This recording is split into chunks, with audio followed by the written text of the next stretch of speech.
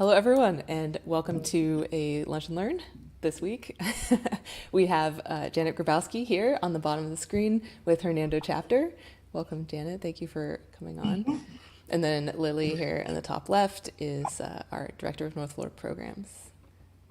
So I filmed this last October, and it took me forever to edit it. And so here we are in February, but we have a 17-ish minute video of basically this really awesome event that Hernando Chapter took really a long setup, and I hope you guys can learn from it. I want to pitch our license plate. We have license plate vouchers for sale. So the license plates are not yet available for sale, but if you throw $35 at the Department of Highway Safety, Motor Vehicles, whatever it's called, then once we hit a certain number, 3,000 plates, then we can have our own license plate, which will help fund our programs. And then next week we have another filmed Lunch and Learn, Native Plants for Freshwater Shorelines with Tia Silvasi. That one should be pretty short and also pretty good. All right, and without further ado, we'll transition into the video. Please enjoy.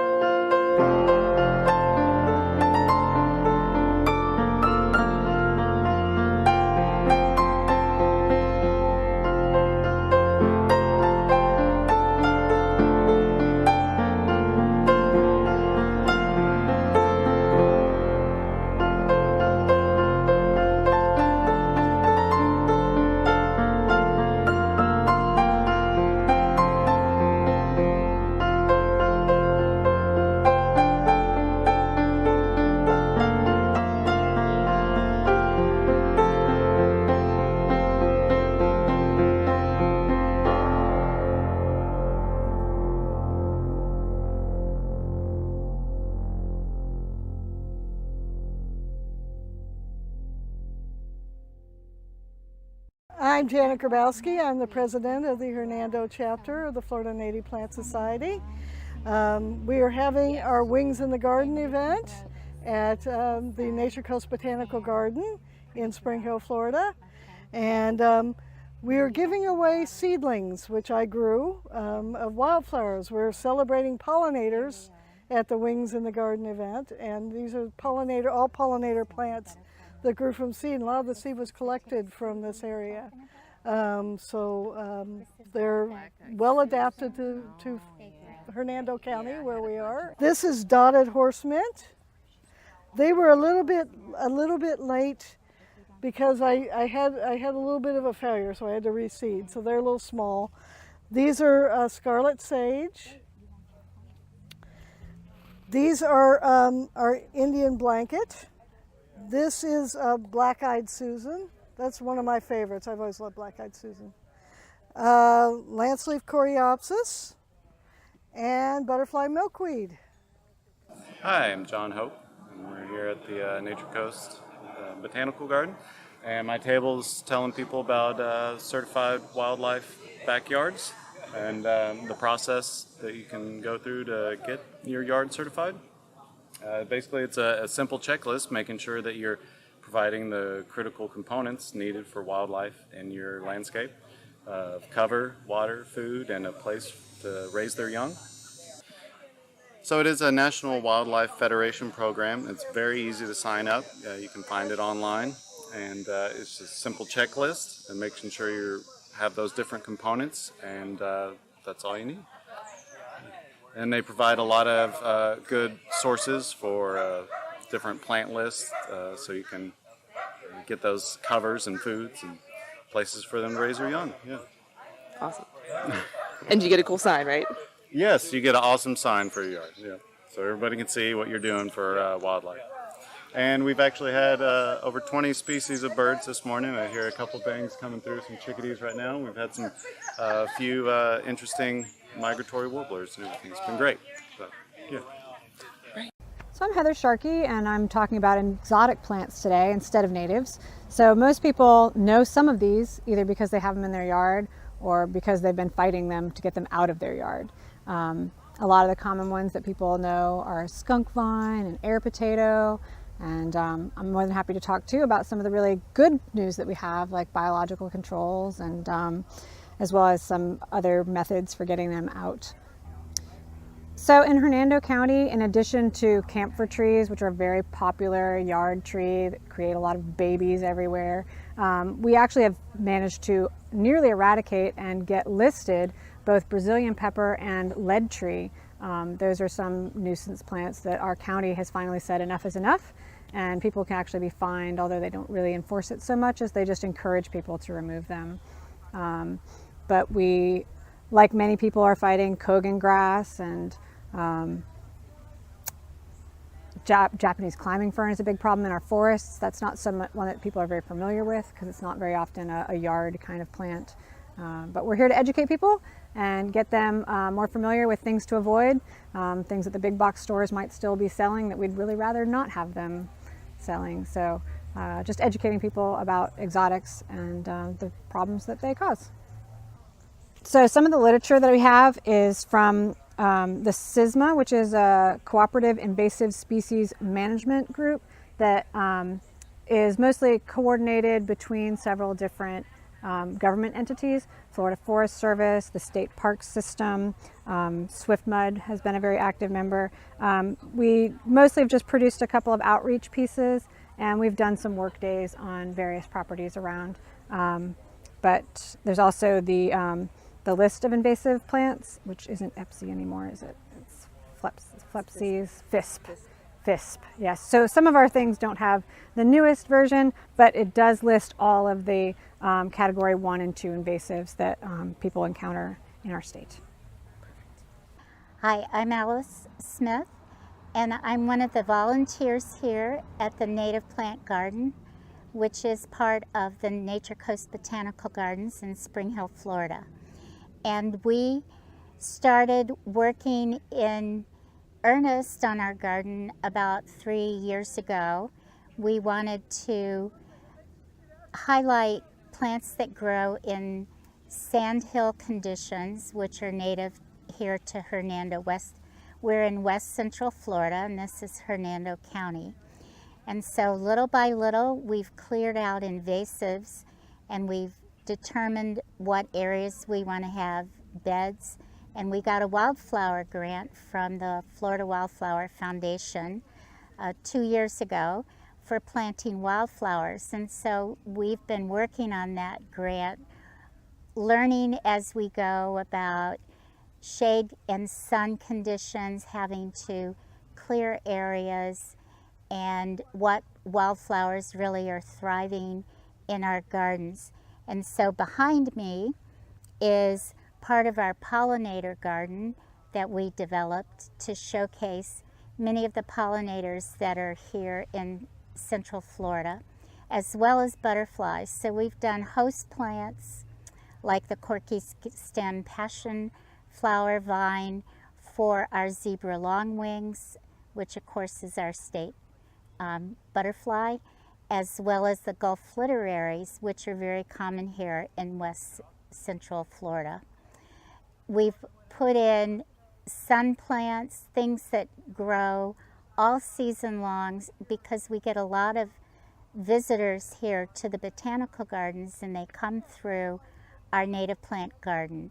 We're about an acre in size, And we have a variety of gardens, the sandhill, the hammock area.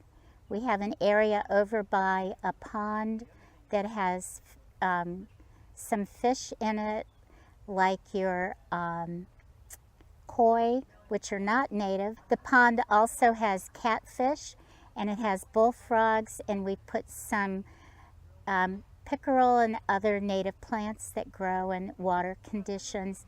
And it's very shady, so we have a variety of native plants that thrive in the shade, because homeowners are always saying, oh, I have this shady spot, I need something for my garden. And we can take them and show them, here is a wonderful plant that you can use in your garden, and explain to them how to plant it, how to take care of it, when it'll bloom, what it'll attract, and things like that. So we have wonderful signage that we've added to the garden as part of our wildflower planting grant. And here's an example of one, all the buzz about pollinators. And one of our board members, Cindy Liberton, developed the signs, and we took all the pictures here of the different pollinators and the plants in bloom. And so today is the kickoff of our wildflower planting and our signage, and we invited the public, and we invited some county commissioners, and tried to get the word out. And we call it Wings in the Garden, and we've gotten great feedback from the people who've come today. So we're hoping that this becomes an annual event, and we're partnering with the Spring Hill Garden Club, which actually maintains the botanical gardens, so that we can promote what they're doing and work with them to promote more native plants in their nursery. I volunteer with the chapter, and my main job with them is to coordinate the volunteers here at the Native Plant Garden, and I've been doing that for about 3 years. And this year I was added to the board of directors, so I attend the board meetings. And it's really been inspiring to see our chapter grow and persevere through all of the COVID problems that all of us have had. And we're adding new members, younger people who are interested in getting involved and having native plants in their yard. And having a resource like this garden that our chapter maintains, so that we have to learn about the native plants, has been wonderful for me. And as a master gardener now with the Hernando County Extension, I've been able to share that knowledge, and I've become their native plant go-to person to ask when homeowners and other master gardeners have questions about native plants. I'm Vince Morris. I am a vice president for the Hernando County chapter of the Florida Native Plant Society. You are now visiting the Sandhill portion of our botanical garden. The botanical garden has given us several booth-size parcels, because we're starting to do a pretty good job with them, and we have broken them into different plant communities. So Sandhill Plant Community is our attempt to demonstrate sandhill plants that would have grown in the Spring Hill area where we are right now, so everyone can see them. But we have made some attempt to make sort of a natural type setting using the mulch is pine straw, for example, and many of the plants here are native plants just from the specific area. We also have a demonstration of how prescribed burning can help with maintaining sandhills, and we've enlightened folks on where to go see a good sandhill in the area, say for example Krumer Citrus, which are short drives from here. We even brought a drip torch to demonstrate that how prescribed burning is done to maintain the plant communities for the plants. We're also fortunate enough to be here during the fall right now, when a lot of the species that we have here are blooming. For example, Aleatris is blooming, And beautyberry has nice, bright, showy berries on it right now. When I light the ground on fire, I'm showing them that this is a traditional tool that we use for prescribed burning, and that the pine needles that we're using for a mulch would normally be the fuel that would be carrying the fire if we were to be burning under normal conditions. That's about what I'm telling them. I'm also telling them that now Forest Service and other agencies in the future are going to be burning using a drone instead of a drip torch, and that other big agencies like FWC and forestry do a lot of prescribed burning, and that they may experience smoke and something maybe not as enjoyable from our prescribed burning, but they should learn to accept it for all the good that it does. Hi, I'm Jason LaRoche. I am the current secretary of the Hernando Chapter of the Florida Native Plant Society. And today I'm showing off the sandhill portion of our native plant demonstration garden. And what we try and impart to the people visiting is that letting them know that much of Spring Hill, where these gardens exist, historically we're about 90% sandhill ecosystem community.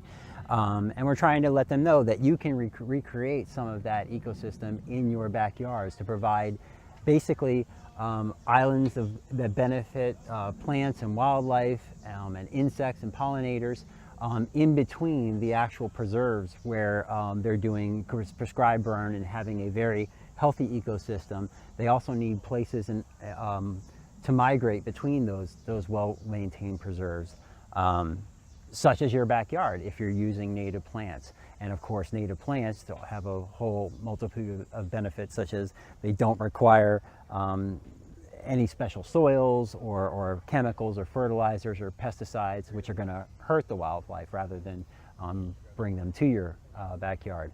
And we also try and let people know the benefits of bringing wildlife to their backyard, how much enjoyment you can have in seeing a diversity of wildlife rather than what you might already exist, a monoculture of a small number of native plants you might have, and a small number of species of birds and things like that. You can attract a lot more by bringing the actual plants and trees and creating space that they actually use as part of their life cycle.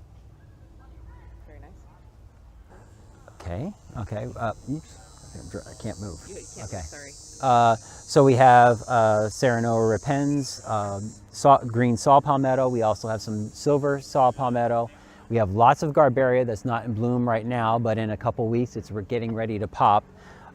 We have a very large rusty leonia right here. It's probably due to be cut down this winter and let it start over again, because that's another thing we like to impart is obviously we can't burn in our backyards, but we can help mimic fire by letting these species grow to a certain height and then taking them down to the ground. It kind of replicates the fire cycle that might occur in nature normally. And you actually get a tremendous rebound once you do something like that. You'll see, like once I cut this down, within a matter of weeks, you'll see this burst out with new leaves in the springtime. We also have things like the liatris. We have, let me look around, we also have lopsided Indian grass, which is a fall favorite in October.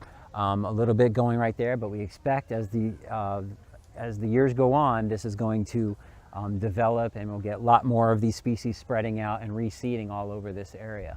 And hopefully it'll look like a pristine system more and more every year. Hey, okay, welcome back. We got to get Janet back in. Oh, there you are. Good. Oh, you're muted again. Okay, she's back. Okay, I'm back.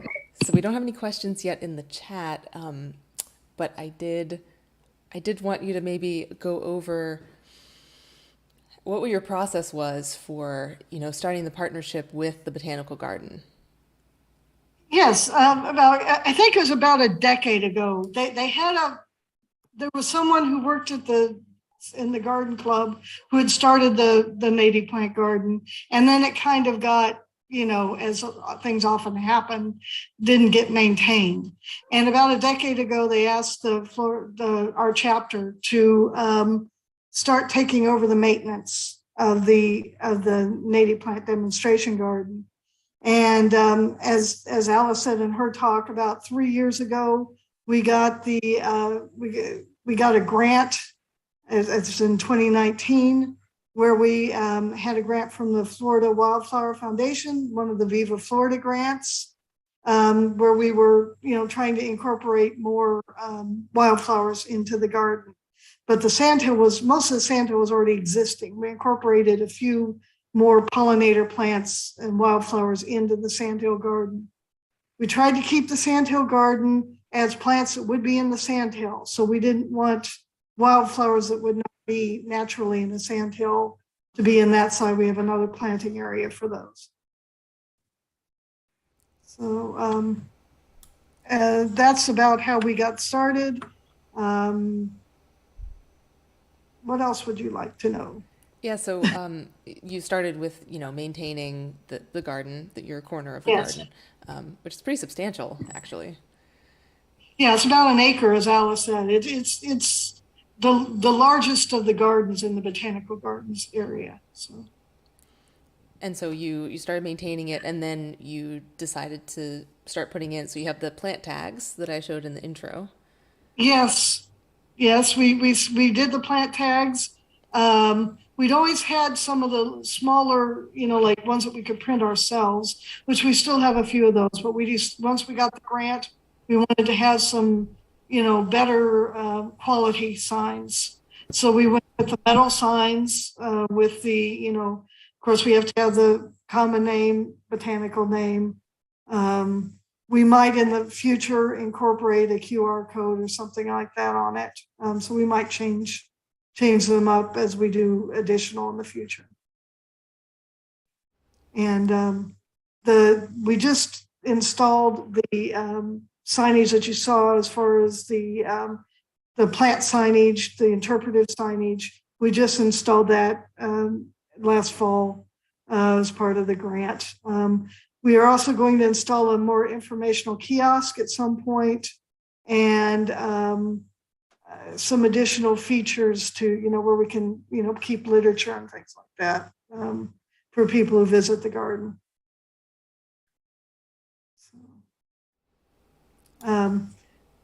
We are fortunate to have Cindy Liberton as our communications person, who used to work for USF, and she has her own company where she does these types of things, does communications and outreach and all that for I think Florida Wildflower Foundation was one of her clients. So, she has the expertise to be able to develop that signage. And of course we had pictures, a lot from her, but a lot from other members that she utilized on the signs that you saw. And so how long, start to finish, did it take those signs design process and copy editing and printing? Unfortunately, I wish Cindy would have been able to be here. She was not able to be here today. So she was working on it basically for a couple years here and there, because she has a lot of other things that were happening. But she really, right there in the fall of last year, she really kicked into gear as far as, because we needed to have them in place. It's nice to have a deadline that makes you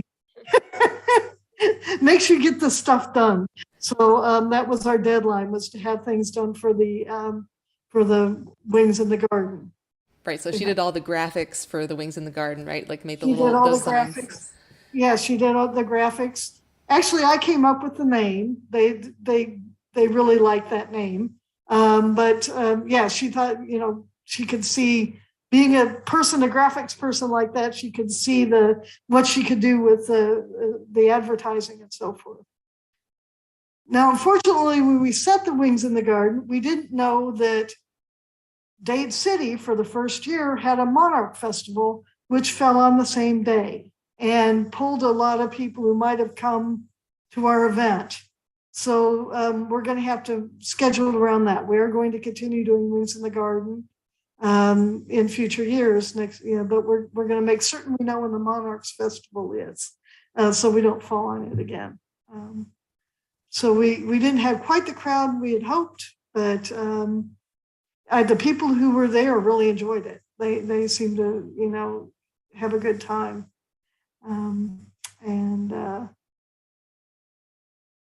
Anything else you want to know about the garden? I would say, do you have any like specific advice for a chapter who, I mean, other than have Cindy as a chapter member? Right, that not everyone can have. I've in my past life when I was working, I used to do some of these outreach events. It works better doing like we did, having stations, so that people move through at an organized pace. We tried to have some good literature. Not all of our literature. We did develop another a little handout as far as the local nurseries, because people are always wanting to know where they can get plants. Now the nursery at the Botanic Gardens does have a few natives, very limited selection,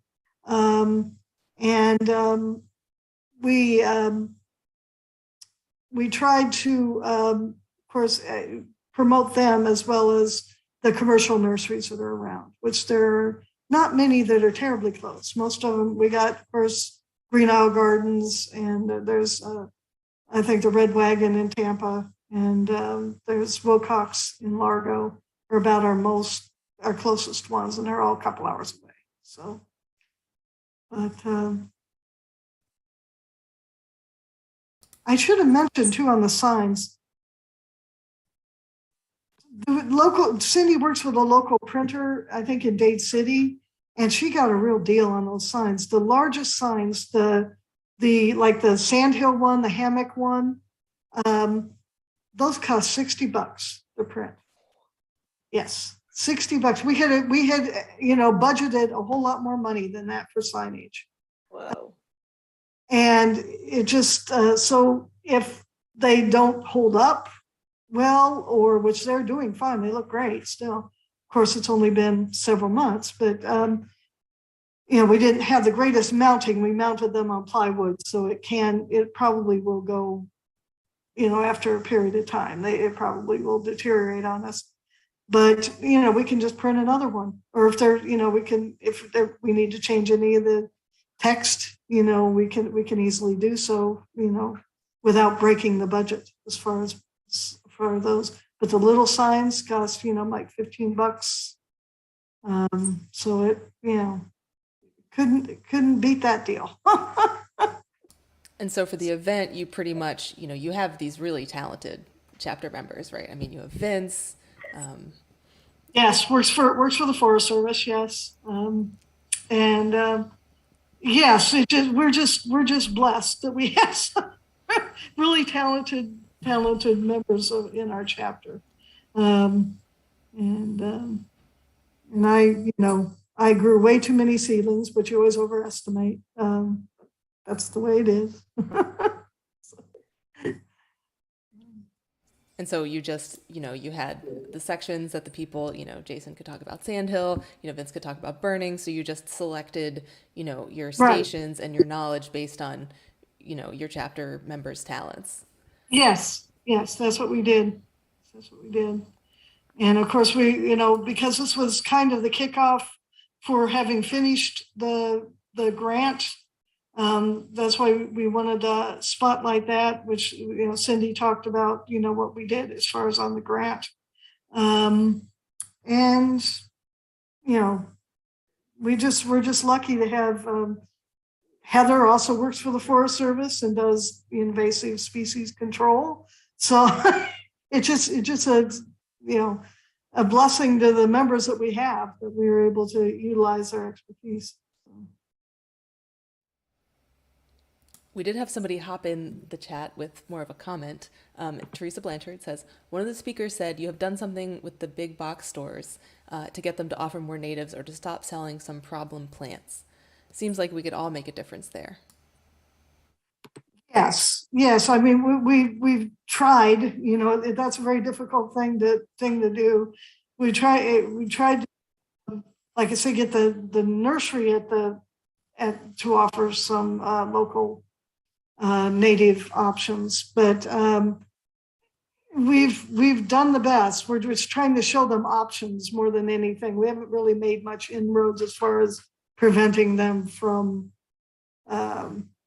selling the items that they do. We just try to promote the natives and say these are pretty plants, and they're native. We don't have to have invasive ones or exotic ones necessarily that add beauty to our garden. So you have been successful at getting some nurseries to offer native plants. We have one kind of local nursery, but she's more of an appointment rather than an open all the time thing. We do have 2 native plant sales a year. We have one in the spring, which our next one will be on April 30th. And we will have one in the fall, which we haven't set the date for that one yet. And we have, the local vendors that grow some plants. Like I said, most of them are, not commercial nurseries. They're hobby type people. So we have them, they sell their plants, and we go to Green Isle Gardens and we pick up quite a few plants for sale. So that's our big fundraiser. So you've made an attempt with the big box stores and these nurseries, but yes, not necessarily have been successful, particularly with the big box stores. No, not really. Yeah, I don't know any chapter. I don't know anyone who has. Yeah, it's they do sell some of the cultivars of native plants at some of them. I guess that's better than some of the other stuff they sell. So. Well, this is a really low volume Q&A here. I guess, maybe it's a compliment. Maybe the video was just really clear about, what the event was. And maybe chapters just do so many events that, they're like, oh, we know how this works. Oh, Leslie Zambito said, oh, it's not a question. She's Safety Harbor is having our Enchanted Garden Festival, March 6th. The garden club is selling plants. We have many natives, plus the park has 4 large native gardens. Nice. Where's Safety Harbor? Safety Harbor is south of us. Okay, so that kind of close to you, between you and Tampa? Mm-hmm. Okay. Thanks, Leslie. Mm-hmm.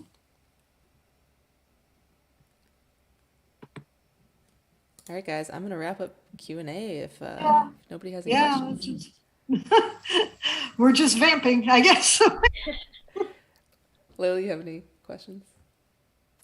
Not really. No, I think that was inspirational, though. I think that's a great idea. And it's nice to, get some inspiration and some ideas for other chapters. And I should mention that we have done we had, I think, the citrus chapter, I think, came and did a field trip at the garden. So we can always set that up too. We did kind of similar thing where we had not as many stations, but we did have different stations so that they could come around and talk to people. Cool. Okay. I think that's about all I can think of. Okay, let's see. Darren O would like to know if he can have copies of your signs. Well, of course, they're just a file, but as far as us, you'd have to ask, we'd have to decide, run it through the board and see if Cindy's willing to, do that. But, they're, of course, they're only applicable for mostly Central Florida, because we didn't try to develop something for all of Florida. We tried to limit it to our ecotype ecosystems that we have here. Darren, maybe you want to hire Cindy or make a donation to the Hernando chapter to have the rights to the signs.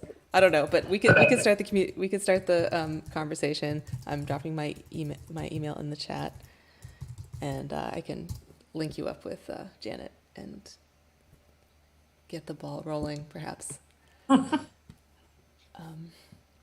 Blanchard says there's an original Native American midden in Safety Harbor if anyone wants to.